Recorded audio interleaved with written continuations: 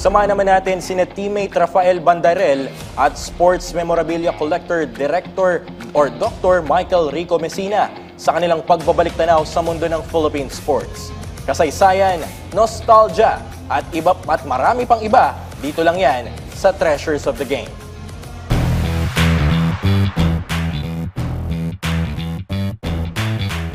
Magandang umaga teammates at nandito ngayon tayo sa Treasures of the Game kung saan aalamin natin ang kwento sa likod ng mga bagay na nagbigay buhay sa ating mga favorite moments in Philippine sports history.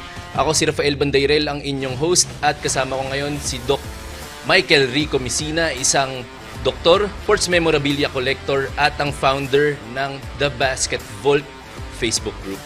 Doc, magandang umaga po sa inyo. Magandang umaga, Raf, sa ating mga teammates na nanonood.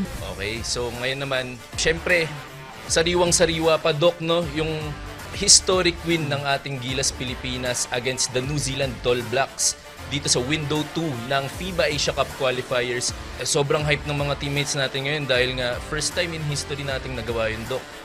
For the past months nga ngayong taon, nagme-make ng history yung Gilas Pilipinas. So, it is a very good time to be a Gilas fan.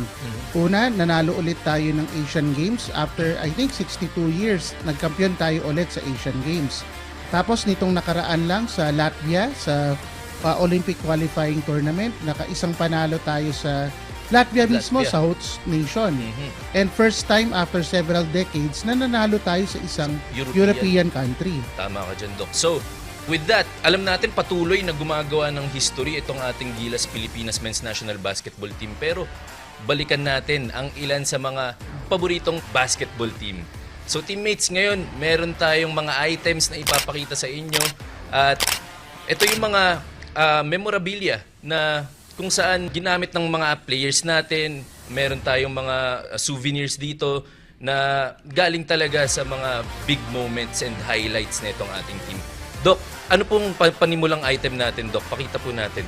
So dito, during this particular tournament, during that year, na-break natin yung Korean curse. Tapos, nag-place tayo ng, I think, second during this tournament sa Iran. Ang tawag nga nila doon, Doc, ay golden silver dahil silver medal siya, pero para sa atin, malaking bagay yun kasi nag-qualify tayo sa World Cup dahil sa panalo na yun. Yes, after several decades hindi tayo nakapag-qualify, finally nakapasok tayo ulit. Correct, Doc. So itong libro na to, so siya yung nagdo-document nung journey na yon ng ating Gilas Pilipinas. Ang title ng libro ay 11 Days in August, Gilas Pilipinas and the Quest for Basketball Glory.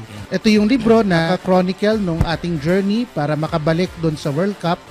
Tapos itong susunod na papakita ko, Sir Raf, di ba, meron tayong medal ng Gilas Pilipinas. Yung silver medal. Yung silver medal. Very nice. Kung babalikan natin yung game na yun mismo versus South Korea, Doc, ano yung pinaka-naaalala nyo doon? Ano yung nagsa-standout sa inyo?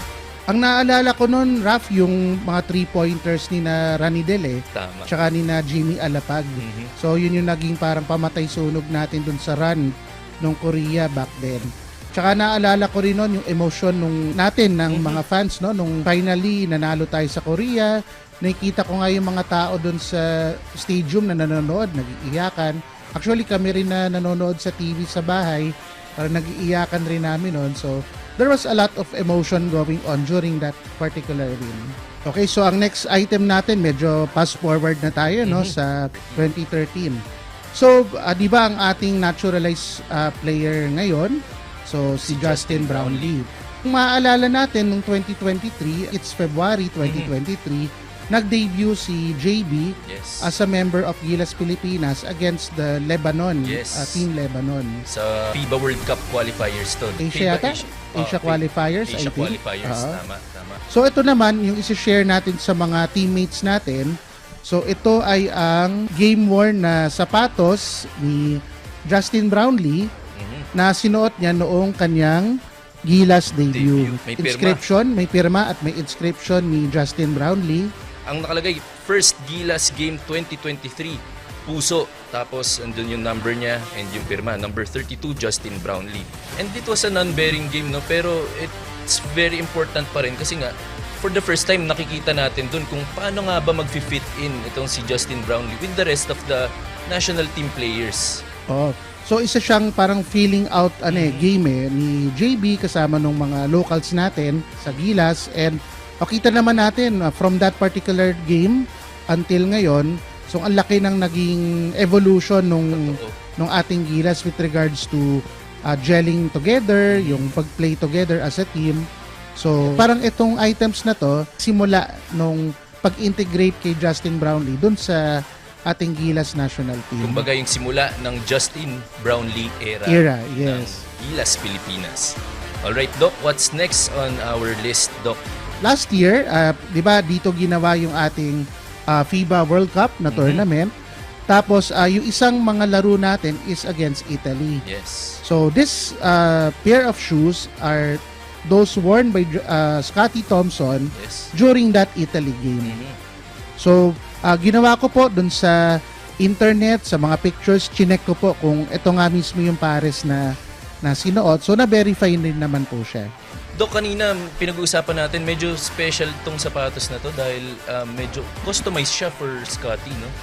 Doon sa napagkunan ko nitong sapatos, inassure niya na ito ay isang player exclusive na base doon sa sinabi niya sa akin, or yung shoes na to ay ginawa specifically for that particular player. So ito, may pirma rin siya ni Sir Scotty. So both shoes merong pirma. So isang magandang memorabilia to from our FIBA World Cup experience. Speaking of the World Cup, Doc, meron ka pang isang item dyan na patungkol dito sa FIBA World Cup na isa ang Pilipinas sa mga naging host countries, Doc. So ito naman, ito yung isa sa mga mahalagang items din sa aking collection. So ito ay yung program nung FIBA Hall of Fame ceremony. Na ginawa rin dito sa Pilipinas, of course, kung saan isa dun sa mga na-induct dun sa Hall of Fame ay yung kinokonsidera natin na perhaps the greatest Filipino basketball player of all time.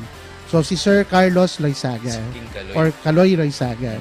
Nakuha ko naman ito sa Loizaga family. Meron silang extra na kopya nitong program. Tapos they were very generous enough na ibigay ito sa akin. And to add, ito po yung pages na pertaining to Sir Kaloy Loizaga. So pinirmahan po siya ng magkapatid. Siya yung una nating superstar, masasabi natin, in terms of international basketball. Lahat ng mga Asian Games na nasalihan ni Sir Kaloy as a player, gold medal yung Pilipinas. Tapos nag-compete rin po si Sir Kaloy for our country sa several na mga international tournaments. Particularly yung pinaka mahalaga ay yung 1954 na World Basketball Championship kung saan naging bronze medalist ang Pilipinas. It remains to be our highest finish sa isang FIBA sanctioned tournament. Not just by the Philippines but by an Asian country. Yes.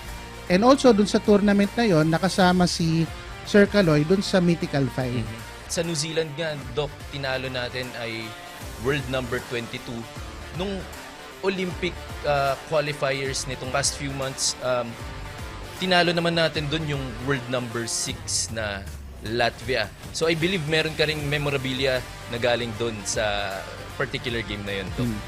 So, itong huling item na papakita natin sa ating mga teammates. So, for this po, ang papasalamatan ko po ay si Coach Jong Uichinko. So, Coach Jong, thank you po dito, ha. Thank you, Coach Jong.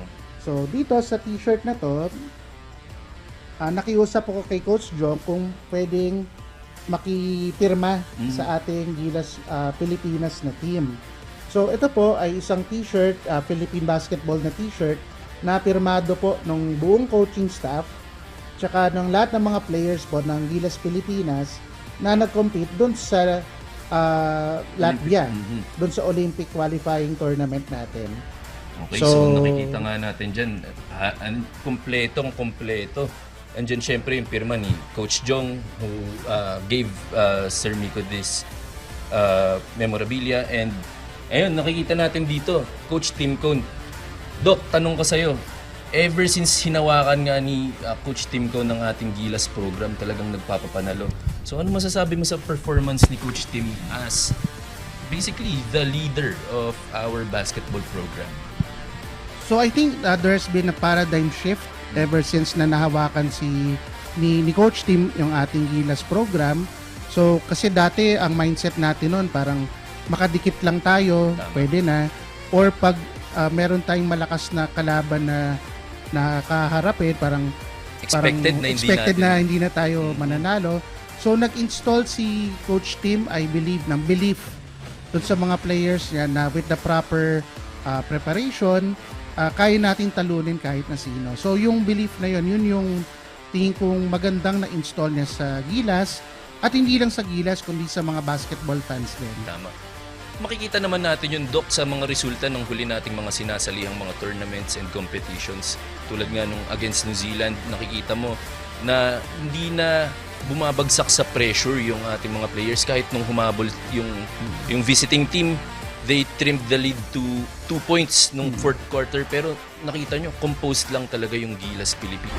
Okay, gusto lang po namin magpasalamat kay Mr. Stephen Go at kay Mr. Raymond Season para sa aming magandang venue ngayong araw, ang The Hobby Stadium dito sa Doña Hemadi sa New Manila, Quezon City.